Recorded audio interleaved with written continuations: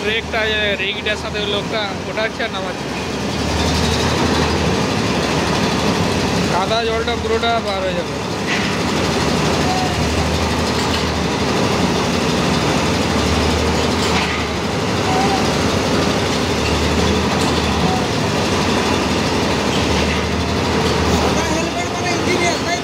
হ্যাঁ, হলুদ যারা ওয়ার্কার সেগুলো হচ্ছে হলুদ, সাদাটা হচ্ছে যারা এক্সিকিউটিভ তাদের সাদা, কাজটা যারা এক্সিকিউশনটা দেখে। হ্যাঁ, এখানে যে টেম্পোরারি কেসিং ঢুকানো আছে তাই না? হ্যাঁ, ওই যে বস্তাগুলো আছে না, বস্তাগুলো সাইডে একটা কেসিং আছে, আর হচ্ছে ওটা তুলে নেবে কনক্রিটিং হওয়ার পর ওই মালটা তুলে নেয়। ওইটা হচ্ছে ওই যে একটা তার দেখা যাচ্ছে না বাইরে বাড়ছে, ওটাতে করে ওটা ট্রেনে।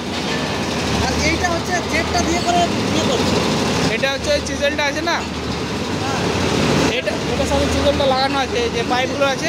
মানে ওই পাইপের ডায়ামিটার ইকুয়াল। হ্যাঁ, ওটার থেকে একটু কম আছে, মানে 670 থেকে কম থাকে, 450-500 টাকা হয়তো। ও মেকআপ হয়ে যাবে। একটার পর একটা পাইপ জয়েন করতে থাকে। হ্যাঁ, মানে যতটা ডেপথে লাগবে ওইটা এক একটা পাইপে 2.5 মিটার করে আছে, 2.5 মিটার করে, তো সেই হিসাব করে এ করে নেয়।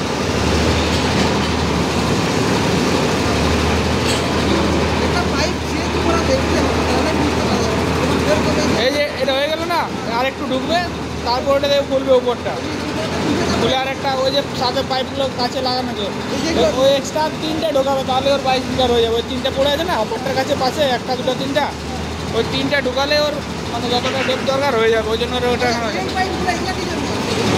এলে হচ্ছে ক্রিমি পাইপ যেটা দিয়ে কনক্রিটিং করার সময় এটা ঢোকাবে, মানে এটা হয়ে যাবে, তারপর ওগুলো ঢোকাবে, তারপর ওয়াশ করবে, তারপরে কনক্রিটটা ঢাকবে, ওই অপরটা লাগাবে।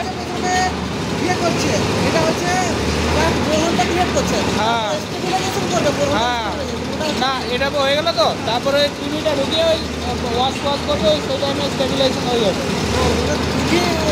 হ্যাঁ, হ্যাঁ, মেন্টোনাইট জল দিয়ে সব ওয়াশ করে।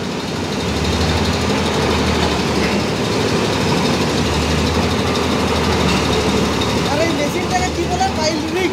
রিগ বলে ওইটাকে, 3টা আছে না, একটা রিগ। মানে রিগ মানে যেমন স্ট্রাকচার হয় না মানুষের, যেমন একটা স্ট্রাকচার রিগ, যেমন আমাদের যেমন কঙ্কাল সিস্টেমটা, ওটা একটা রিগ সিস্টেম। মানে এই টোটাল সিস্টেমটাকে